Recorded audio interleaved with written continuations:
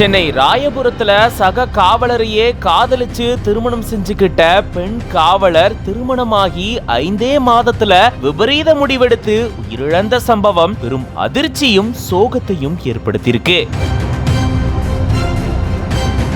காவலரான கணவர்கிட்ட போலீசார் இப்போ தீவிர விசாரணையை மேற்கொண்டுட்டு வராங்க.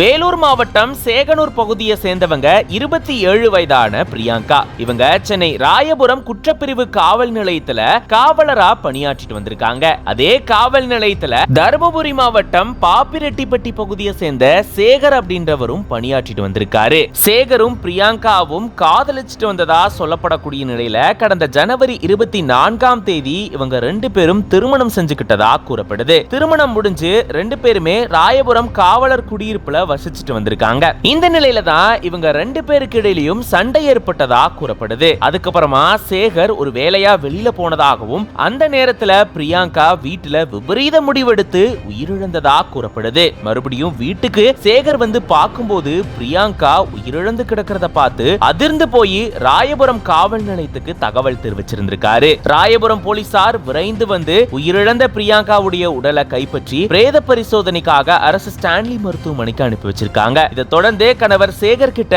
போலீசார் தீவிர விசாரணையை மேற்கொண்டுட்டு வராங்க. திருமணம் நடந்து முடிஞ்சு 5 மாதத்துல பெண் காவலர் விபரீத முடிவெடுத்து உயிரிழந்த சம்பவம் பெரும் அதிர்ச்சியும் சோகத்தையும் ஏற்படுத்தியிருக்கு.